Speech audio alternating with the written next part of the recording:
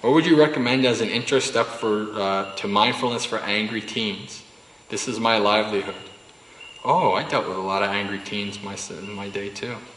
Sometimes they ask why I don't get angry back at them. I have a difficult time explaining compassion. What would help? I loved working with teenagers. The reason why I loved working with teenagers is because, in my job I worked a lot, there's, young children as well. But the reason I love working with teenagers is because they actually can say, F you, go away.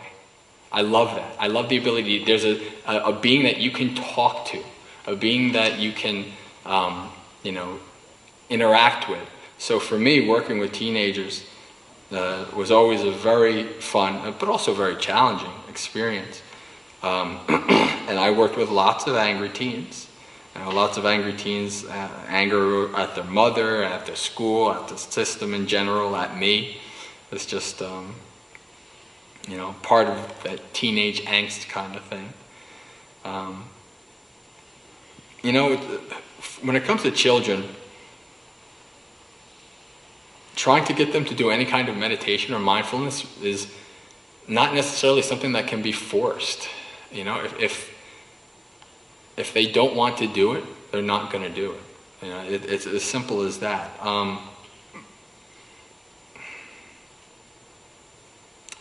The only thing I guess I could say is try to think of ways that would help them become a little bit more introspective.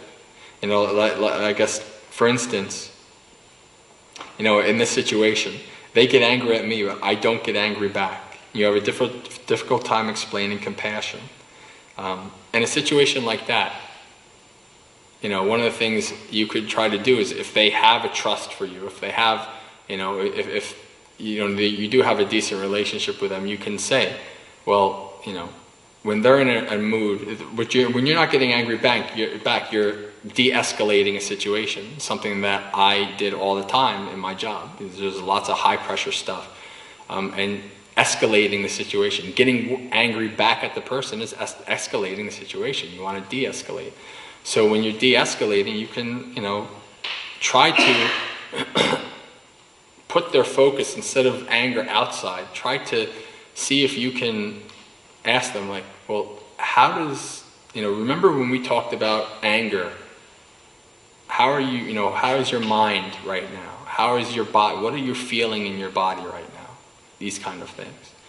And they might say, I'm feeling this way, go F off, or whatever. That's just the way it is. But, you never know what kind of little idea that you can implant in them, and that, maybe they're still angry, so they're not going to think about it then, but maybe later they'll think about, wow, this person, was calm, and they asked me this question, and you know what? I did kind of feel this way. I did kind of feel that way. So it's something that they can reflect on later. I